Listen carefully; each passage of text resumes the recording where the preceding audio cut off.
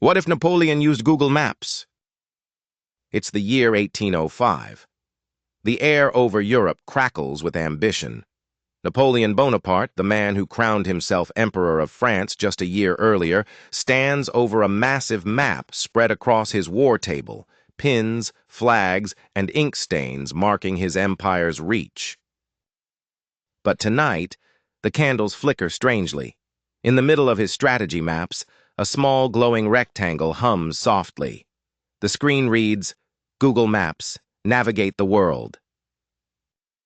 Napoleon squints, tapping it cautiously with his gloved finger. In an instant, the paper maps around him become obsolete. Roads, terrain, even enemy troop routes flicker into view. Mon Dieu, he whispers.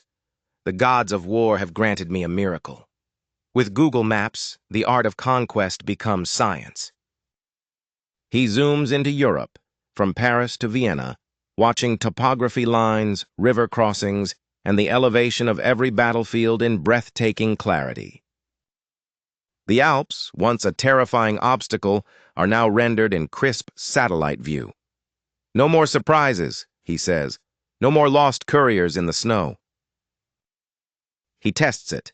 Route from Paris to Austerlitz, he commands. Instantly, the screen calculates distance, time, optimal march routes avoiding swamps and ambushes.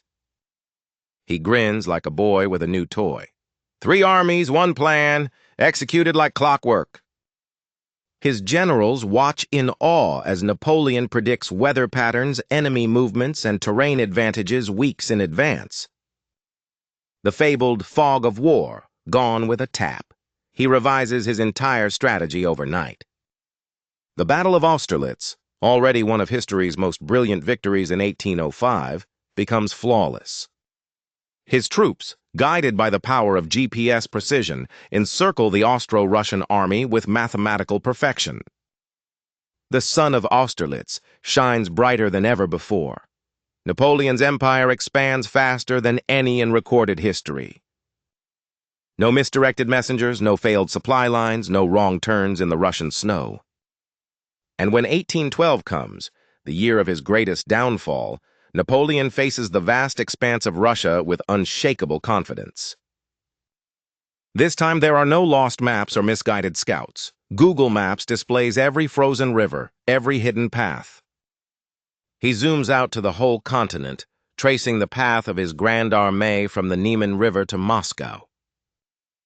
The AI warns, caution, severe weather conditions ahead. Napoleon hesitates. For the first time, the machine seems to know something he doesn't. He asks, alternative routes? The device highlights southern paths, fewer casualties, better supply access. The Emperor smirks. Even destiny can be redirected.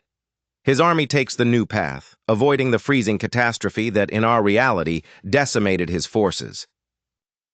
In this alternate world, Napoleon never meets defeat in the Russian winter. His empire endures, stretching from the Atlantic to the Urals. Europe becomes a united federation under French rule, a precursor to the European Union born a century early. Yet as years pass, the emperor becomes restless. Conquest without challenge feels hollow. One night he asks the device, "Tell me, Google, what lies beyond the edge of the world?" The screen zooms out, oceans, continents, the whole earth glowing beneath his finger. So small, he mutters, and yet so infinite. For a moment, the great conqueror sees not borders, but the fragile unity of humankind. He wonders if power was ever the point. Decades later, historians would say Napoleon's brilliance lay not in his victories, but in his vision, his ability to see the shape of the world as it could be. Maybe, with Google Maps in hand, he would have conquered not through war, but through connection, through knowing the lay of every land and the hearts of every people.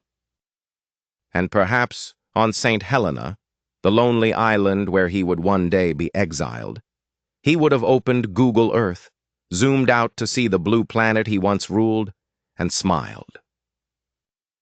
"So much empire," he'd whisper, "and still, We are only travelers. Here is a fun fact. Napoleon wasn't actually short.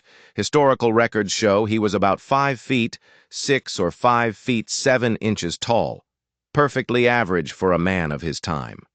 The myth of Napoleon the Short came from British propaganda during the wars.